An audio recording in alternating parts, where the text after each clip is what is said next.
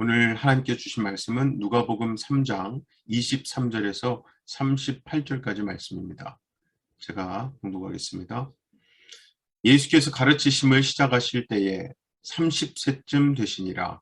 사람들이 아는 대로는 요셉의 아들이니 요셉의 위는 헬리요, 그 위는 맏다시요, 그 위는 레위요, 그 위는 멜기요, 그 위는 얀나요, 그 위는 요셉이요, 그 위는 맏다디아요, 그 위는 아모스요, 그 위는 나훔이요, 그 위는 에슬리요, 그 위는 낫게요, 그 위는 마아시요, 그 위는 맏다디아요, 그 위는 서머인이요, 그 위는 요색이요, 그 위는 요다요, 그 위는 요하나니요, 그 위는 레사요, 그 위는 스룹바벨이요, 그 위는 스알디엘이요, 그 위는 네리요, 그 위는 멜기요, 그 위는 앗디요, 그 위는 고삼이요, 그 위는 엘마담이요, 그 위는 에르요, 그 위는 예수요, 그 위는 엘리에서요, 그 위는 요림이요, 그 위는 맏다시요, 그 위는 레위요, 그 위는 시므온이요, 그 위는 유다요, 그 위는 요셉이요, 그 위는 요남이요, 그 위는 엘리야김이요,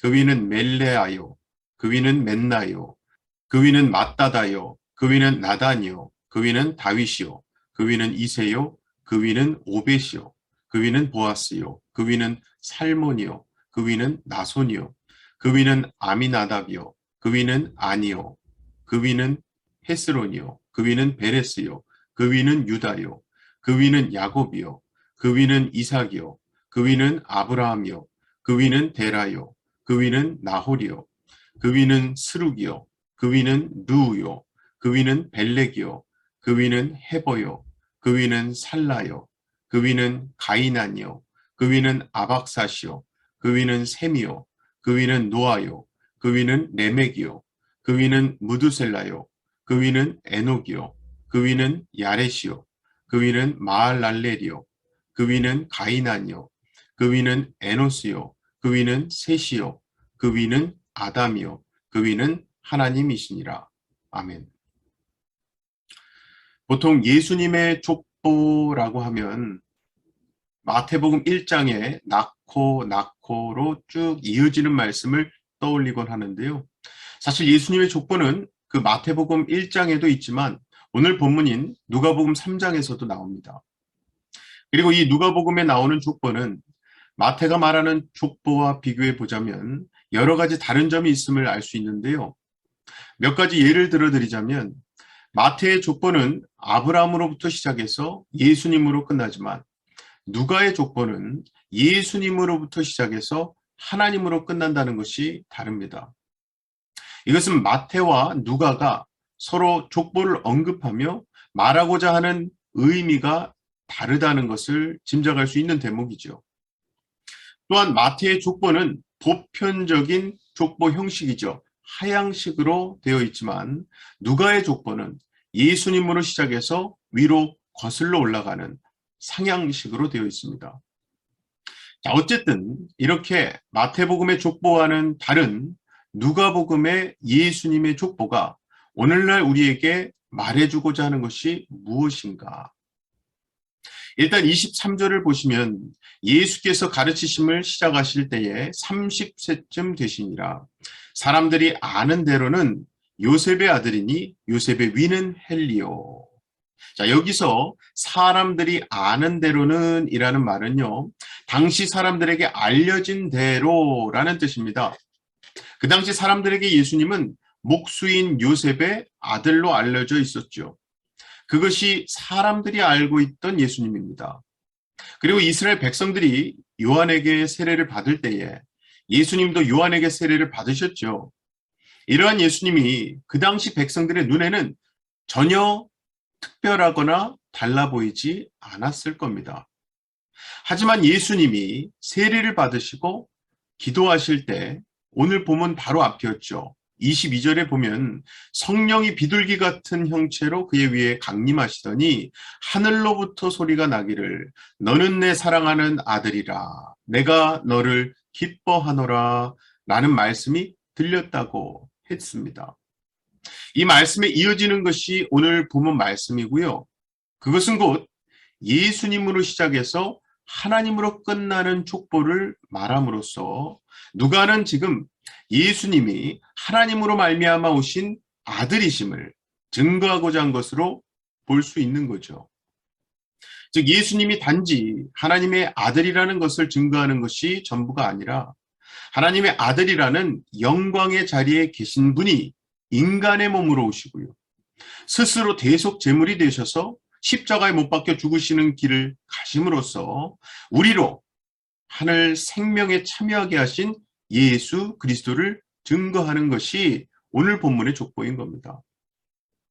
그리고 또 하나 중요한 것은 누가의 족보가 예수님으로 시작해서 하나님으로 끝나고 있다는 점인데요. 그렇게 예수님과 하나님으로 연결된 이 족보에 수많은 사람들의 이름이 걸쳐져 있습니다. 본문의 족보에서만 77명의 인물이 등장하는데요. 여기서 거론된 이름들은 참 생소한 게 많습니다. 그 이름이 이 본문의 족보에만 등장하는 사람도 많고요. 솔로몬이라는 위대한 왕의 계통을 제쳐버리고 이름만 있을 뿐 그 행적이 언급되지 않은 나단의 이름이 등장하기도 합니다. 이것은 곧 자랑할 만한 화려한 족보가 아니라 내세울 것이 전혀 없는 초라하고 별 볼 일 없는 한 가문을 보여주고 있는 것이죠. 그래서 누가는 지금 이것을 예수 그리스도의 세계라고 말하고 싶었던 겁니다.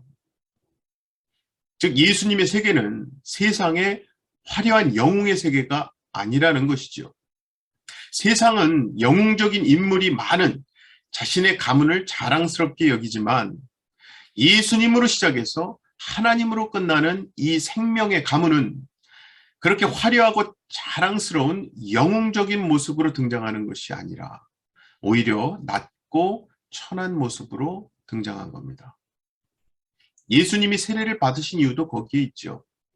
원래 세례는요, 죽은 자인 인간이 새로운 생명을 얻게 되는 것을 의미하는 것처럼 예수님께서 죽은 자라는 우리의 운명에 들어오셔서 죽은 우리를 새로운 생명의 사람으로 새롭게 태어나게 하실 것임을 보여주는 것. 그게 바로 이 족보인 겁니다.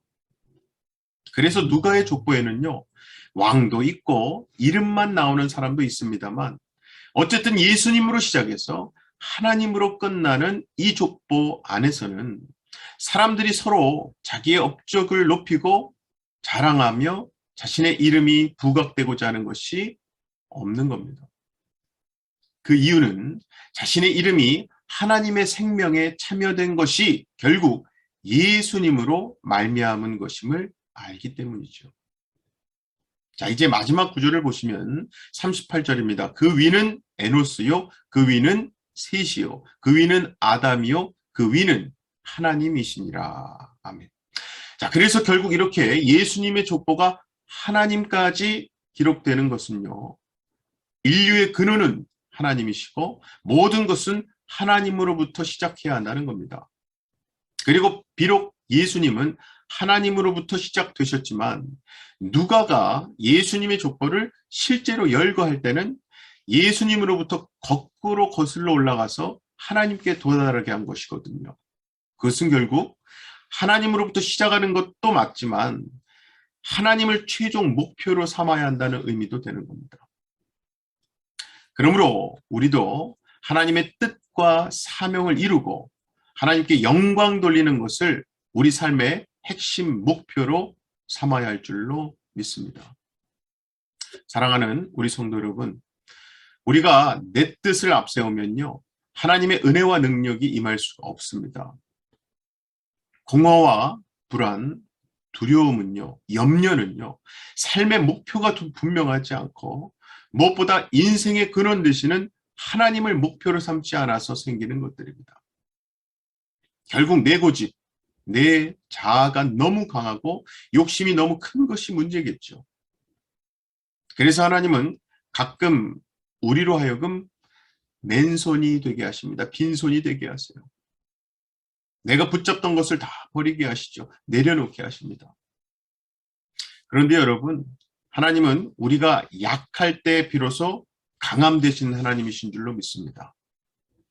그러므로 맨손 빈손을 두려워하지 마시고 우리로 오히려 그 빈손으로 맨손으로 하나님을 붙잡게 하심을 기억하시기 바랍니다. 아무쪼록 그렇게 다 내려놓고 하나님의 전능의 손을 붙잡으실 때에 바로 거기서 나타나는 하나님의 치유와 회복, 생명의 역사를 경험하시는 저와 여러분 다 되시기를 주님의 이름으로 간절히 축원합니다. 시간 잠깐 기도하겠습니다. 사랑의 아버지 하나님 감사합니다. 하나님의 은혜로 이 팬데믹 기간을 이렇게 예배할 수 있고 기도할 수 있게 하신 하나님 은혜에 감사합니다.